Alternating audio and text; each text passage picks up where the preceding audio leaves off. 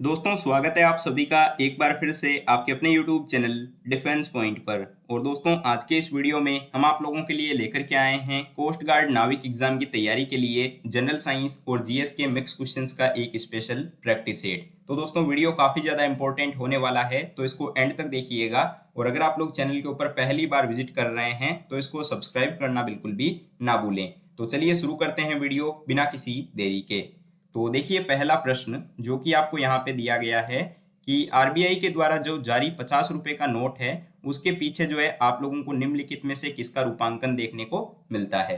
तो ऑप्शंस दिए गए हैं मंगलयान, सांची स्तूप, लाल किला या फिर हम्पी का रथ। तो दोस्तों काफी इंपॉर्टेंट क्वेश्चन है, इस टाइप के क्वेश्चन आपके एग्जाम में देखने को मिलते हैं। तो यहाँ पे आपका राइट आंसर हो जाएगा ऑप्शन डी। देखिए आरबीआई के द्वारा जो जारी 50 रुपए का नोट है ना, उसके पीछे आपको हम्पी का रथ देखने को मिल जाता है। और बाकी ऑप्शंस को लेकर बात करें तो देखिए जो मंगलयान है ये आप लोगों को दोस्तों 2000 रुपए के नोट के पीछे, सांची स्तूप जो है ये आपको 200 रुपए के नोट के पीछे, और जो लाल किला है ये आपको 500 रुपए के नोट के पीछे देखने को मिल जाता है। ठीक है, तो इन ऑप्शंस को भी साथ में आप लोगों को ध्यान में रखना है।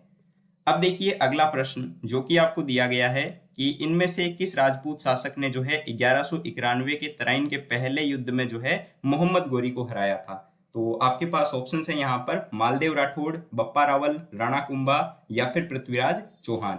तो दोस्तों जो तराइन का पहला युद्ध है ना, ये आपके मोहम्मद गोरी और पृथ्वीराज चौहान के बीच में लड़ा गया था 1191 में, जिसमें कि दोस्तों आपके पृथ्वीराज चौहान विजयी हुए थे। ठीक है, तो यहाँ पे आपका राइट आंसर हो जाएगा ऑप्शन डी।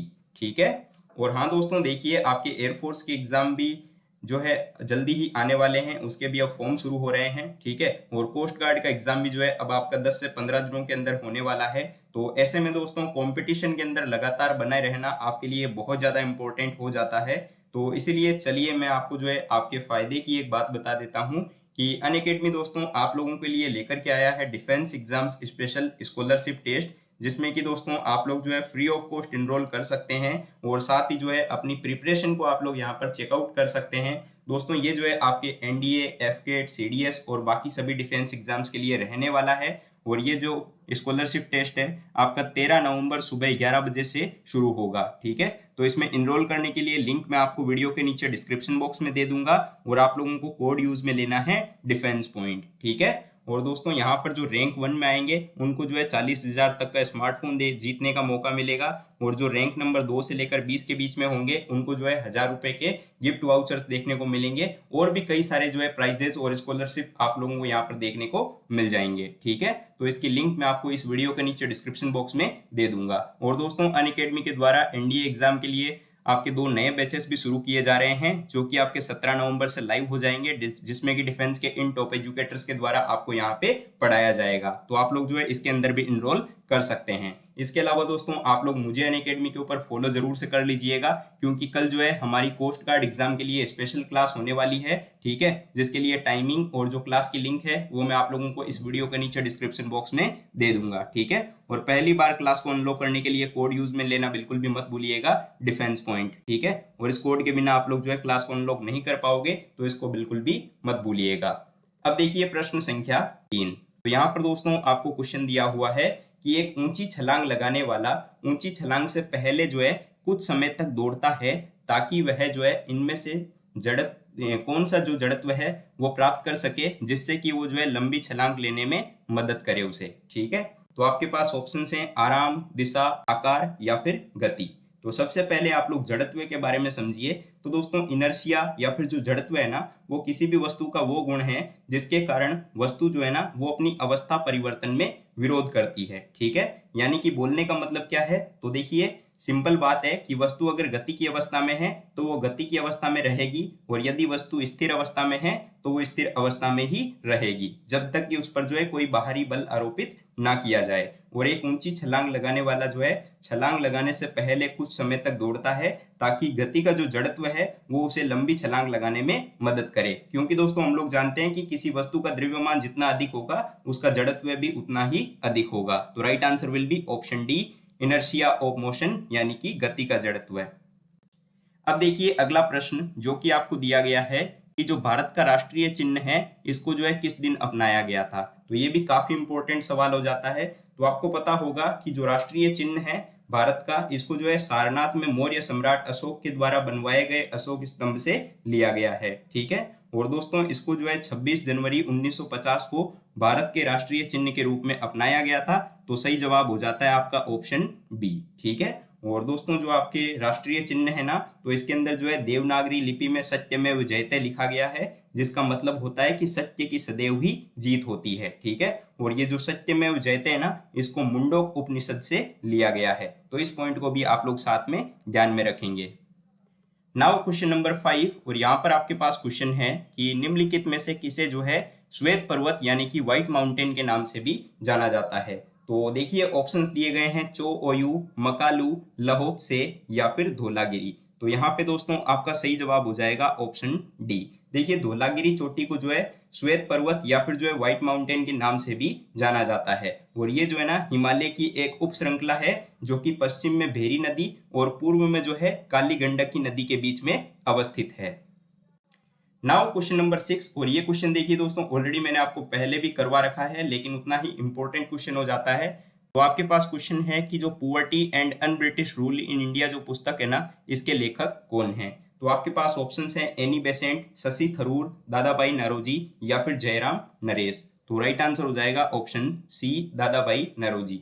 देखिए दादाभाई नौरोजी जो है ना, ये कानून निर्माता, विचारक और साथ ही जो है आपके मतलब कि एक राजनीतिज्ञ भी थे। ठीक है, और इन्होंने ही ये पुस्तक लिखी है poverty and un British rule in India, जिसमें कि उन्होंने जो है भारत की गरीबी का जो कारण है ना, वो ब्रिटेन की ओर होने वाला धन निष्कासन बताया है। तो सही जवाब होगा ऑप्शन सी।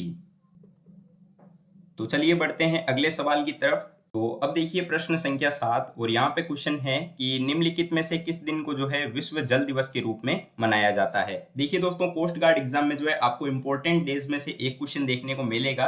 तो यहाँ पे पूछा जा रहा है विश्व जल दिवस। तो याद रखेंगे कि विश्व जल दिवस जो है प्रत्येक वर्ष जो है 22 मार्च को मनाया जाता है। ठीक है, और इसकी जो शुरुआत है दोस्तों ये आपके 1993 में की गई थी, यानी कि 1993 में। अगला प्रश्न है आपके पास में कि एक गोलीय दर्पण के जो है परावर्ती पृष्ठ के मध्य एक बिंदु होता है जिसको इनमें से किस नाम से जाना जाता है। ऑप्शंस आपको दिए गए हैं पोल यानी कि ध्रुव, ऑप्शन बी द्वारक, ऑप्शन सी त्रिज्या या फिर ऑप्शन डी फोकस। तो देखिए दोस्तों गोलीय दर्पण के परावर्ती पृष्ठ का जो मध्य बिंदु होता है ना, उसको हम सदैव ध्रुव यानी कि पोल बोलते हैं। तो यहाँ पे आपका राइट आंसर हो जाएगा ऑप्शन ए। और ये जो क्वेश्चन है ना दोस्तों आपके एयरफोर्स एग्जाम के अंदर पहले भी पूछा गया है। देखिए प्रश्न संख्या 9, और यहाँ पर दोस्तों आपको क्वेश्चन दिया हुआ है कि पृथ्वी की सतह पर गुरुत्वाकर्षण के कारण जो त्वरण का मान है वो क्या होता है। ठीक है, तो 4 ऑप्शंस आपको दिए हुए हैं। तो देखिए दोस्तों आपका यहाँ पे जो है इस क्वेश्चन के लिए राइट आंसर हो जाएगा ऑप्शन डी, 9.8 मीटर पर सेकेंड स्क्वायर। ठीक है, क्योंकि दोस्तों आप लोगों को मैंने ऑलरेडी बता रखा है कि g इज इक्वल टू क्या होता है, तो g इज इक्वल टू होता है gm अपॉन आर स्क्वायर। ठीक है, ये आपको मैंने पहले भी साइंस के वीडियोस में पढ़ा रखा है। तो इसमें जब हम वैल्यूज को सॉल्व करते हैं तो यहाँ से जो है आपके पास में जो स्मॉल g है इसकी वैल्यू आती है 9.8 मीटर पर सेकेंड स्क्वायर। तो right answer will be option D. Now question number 10, और यहाँ पे देखिए क्वेश्चन है कि निम्नलिखित में से कौन एक जो है बायोगैस का घटक नहीं है। ठीक है, तो देखिए ऑप्शंस हैं hydrogen sulphide, methane, carbon monoxide या फिर कार्बन डाइऑक्साइड। तो देखिए दोस्तों जो बायोगैस होती है जिसको हम जैव गैस भी बोलते हैं, ठीक है, इसमें जो है मुख्य रूप से आपके मीथेन पाई जाती है। ठीक है, और मीथेन जो है इसमें 50 से लेके 75% तक होती है। तो देखिए मुख्य गैस तो हो गई आपके मीथेन, लेकिन उसमें दोस्तों आपके जो है कार्बन मोनोऑक्साइड नहीं होता। तो राइट आंसर हो जाएगा ऑप्शन सी कि बायोगैस का जो घटक है वो इनमें से कार्बन मोनोऑक्साइड नहीं होगा।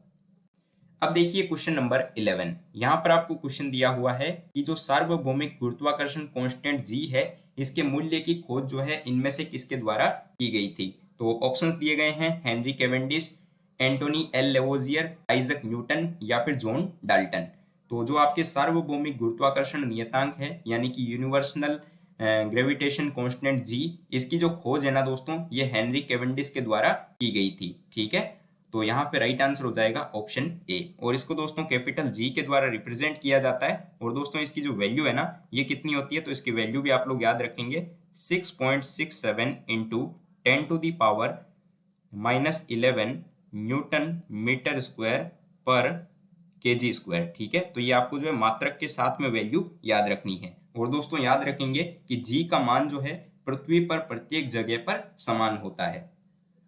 नाउ क्वेश्चन नंबर 12, और यहाँ पे देखिए क्वेश्चन आपको दिया गया है कि निम्नलिखित में से कौन सा जो है एक अम्ल का गुण नहीं है।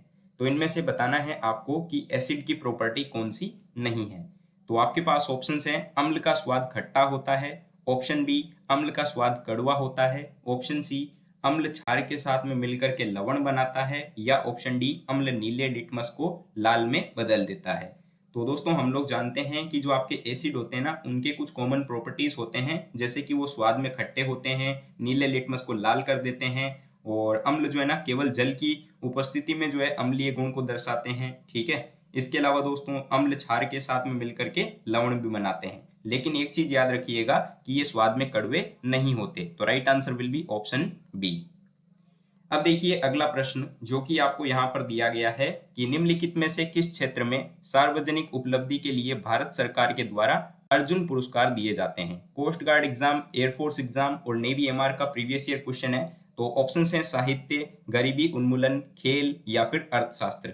तो राइट आंसर हो जाएगा यहाँ पर आपका ऑप्शन सी, स्पोर्ट्स यानी कि खेल। देखिए अर्जुन पुरस्कार जो है ना, ये भारत सरकार के द्वारा खेल के क्षेत्र में उत्कृष्ट प्रदर्शन के लिए खिलाड़ियों को दिया जाता है। ठीक है, और इसकी शुरुआत जो है दोस्तों ये आपके 1961 में की गई थी। ठीक है, और पुरस्कार के स्वरूप जो है 5 लाख रुपए की राशि इसमें दी जाती है, और जो अर्जुन है उसकी कांस्य प्रतिमा और उसका जो है एक प्रशस्ति पत्र भी दिया जाता है।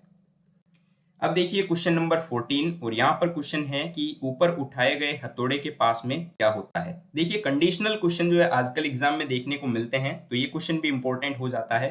तो ऑप्शंस हैं गतिज ऊर्जा, यांत्रिक ऊर्जा, मांसपेशीय ऊर्जा या फिर स्थितिज ऊर्जा। तो यहाँ पर देखिए दोस्तों कि ऊपर उठाया गया हथौड़ा होता है ना, ठीक है, उसमें जो है आपको स्थितिज ऊर्जा देखने को मिल जाती है, क्योंकि देखिए किसी वस्तु की विशेष स्थिति या फिर विन्यास के कारण जो है उसमें दोस्तों संग्रहित ऊर्जा जो है ना उस वस्तु या फिर निकाय की स्थितिज ऊर्जा होती है। ठीक है, नेक्स्ट क्वेश्चन जो कि आपको यहाँ पे दिया गया है कि यदि कंडक्टर का प्रतिरोध जो है दोगुना हो जाता है तो विद्युत धारा आधी हो जाती है, यह किस कारण से होता है। तो देखिए ओम का नियम आप लोगों ने पढ़ा होगा, जिसमें कि आपको बताया गया था कि यदि ताप आदि भौतिक अवस्थाएं नियत रखी जाए तो किसी प्रतिरोधक के सिरों के बीच में जो है उत्पन्न विभवांतर उसमें प्रवाहित धारा के समानुपाती होता है। यानी कि बोलने का मतलब क्या हो गया कि V डायरेक्टली प्रोपोर्शनल टू होता है I। ठीक है, और यहाँ से आप लोग जानते हैं कि अब ये प्रोपोर्शनल साइन हटाएंगे तो ये आपके आ जाएगा RI। ठीक है ना, और R यहाँ पर क्या है, तो दोस्तों R जो है ये आपके कांस्टेंट होता है जिसको हम यहाँ पे रेजिस्टेंस बोलते हैं। ठीक है, तो यहाँ से R बराबर क्या आ जाएगा, तो R बराबर जाएगा V/I। ठीक है ना, और ओम के नियम अनुसार यदि कंडक्टर का प्रतिरोध जो है ना वो दोगुना हो जाता है तो विद्युत धारा जो है ना वो आधी हो जाती है। तो यहाँ पे आपका सही जवाब होगा ऑप्शन बी। अगला सवाल देखिए, तो यहाँ पे आपके पास में क्वेश्चन है कि निम्नलिखित में से किसने जो है रासायनिक संयोजन के दो महत्वपूर्ण नियमों की जो है स्थापना करके रासायनिक विज्ञान की नींव रखी थी। ठीक है, यानी कि सिंपली आपसे ये पूछा जा रहा है कि जो आपके मॉडर्न केमिस्ट्री है, ठीक है, यानी कि आधुनिक रसायन विज्ञान, इसके जो है जनक किसे माना जाता है।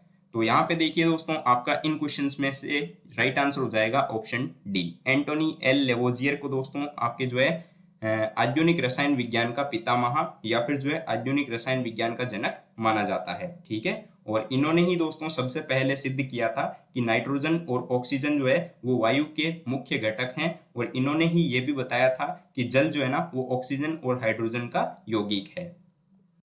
अब देखिए प्रश्न संख्या 17, और यहाँ पे आपको क्वेश्चन दिया हुआ है कि यदि आप एक दर्पण में देखते हैं और पाते हैं कि छवि जो है वो आपसे छोटी है तो वो दर्पण किस प्रकार का है। तो ये भी देखिए क्वेश्चन को थोड़ा सा घुमाया गया है, लेकिन उतना ही सिंपल क्वेश्चन है।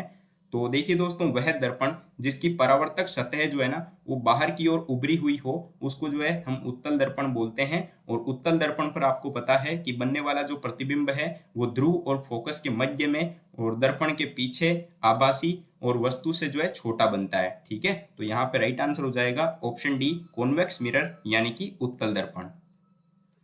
अगला सवाल है आपके पास में यहाँ पर कि जो दादा साहेब फाल्के पुरस्कार है ये किस क्षेत्र में जो है महत्वपूर्ण सार्वजनिक उपलब्धि के लिए दिया जाता है। यह भी आपके प्रीवियस ईयर सवाल ही हो जाता है। तो देखिए ऑप्शंस हैं फिल्म, पत्रकारिता, साहित्य या फिर खेल। तो दोस्तों दादा साहेब फाल्के पुरस्कार जो है ये सिनेमा के क्षेत्र में या फिर सिनेमा जगत में जो है भारत का सर्वोच्च पुरस्कार है, जिसे प्रतिवर्ष जो है राष्ट्रीय फिल्म फेयर पुरस्कार समारोह में दिया जाता है। ठीक है, तो राइट आंसर हो जाएगा ऑप्शन ए, फिल्म जगत। नाउ क्वेश्चन नंबर 19, और ये देखिए दोस्तों काफी पुराना क्वेश्चन भी है लेकिन लगभग एग्जाम्स में देखने को मिलता है। तो क्वेश्चन है आपके पास में कि जीएसटी लागू करने वाला पहला देश कौन सा था। तो ऑप्शंस हैं कनाडा, फ्रांस, ऑस्ट्रेलिया या फिर जर्मनी। तो देखिए दोस्तों सर्वप्रथम जो है फ्रांस ने 1954 में यानी कि 1954 में जो है जीएसटी यानी कि गुड्स एंड सर्विस टैक्स को लागू किया था। ठीक है, और दोस्तों जीएसटी जो है ना ये एक अप्रत्यक्ष कर है जिसके तहत वस्तुओं और सेवाओं पर जो है एक समान कर लगाया जाता है। ठीक है, और भारत में भी आपको पता है कि 1 जुलाई 2017 को जो है जीएसटी लागू किया गया था। अब देखिए प्रश्न संख्या 20 जो कि आज के इस वीडियो का लास्ट क्वेश्चन है, और यहाँ पर क्वेश्चन है कि जब एक परिपथ में कई प्रतिरोध श्रृंखला में जुड़े हुए होते हैं तो करंट के मान में जो है आपको क्या परिवर्तन देखने को मिलता है। तो देखिए दोस्तों जब एक परिपथ में जो है कई प्रतिरोध को है ना अगर श्रेणी क्रम में जोड़ा जाए ना तो परिपथ में जो है विद्युत धारा जो होती है यानी कि करंट का मान वो जो है ना एक समान वो और प्रतिरोधों के सिरों पर जो है विभवांतर भिन्न भिन्न होता है। ठीक है, जबकि समानांतर क्रम में अगर इनको जोड़ा जाए ना तो प्रतिरोधों में जो है ना मतलब कि धारा का जो मान है वो अलग अलग होगा लेकिन विभवांतर एक समान होगा। तो यहाँ पर देखिए राइट आंसर ये हो जाएगा कि option D, remains the same, यानी कि एक ही रहेगा। ठीक है, तो अब दोस्तों एक क्वेश्चन आप लोगों के लिए है क्वेश्चन फॉर यू सीरीज में, जैसा कि हमारे हर वीडियो में रहता है। तो आपके लिए क्वेश्चन है कि एक परमाणु में न्यूट्रॉनों की संख्या जो होती है ना ये किसके इक्वल होती है। ठीक है, तो जैसे कि आपको पता है कि जो प्रोटॉनों की संख्या होती है वो आपके परमाणु संख्या के इक्वल होती है, तो वैसे ही आपको बतानी है कि न्यूट्रॉनों की संख्या जो है वो इनमें से किसके बराबर होती है।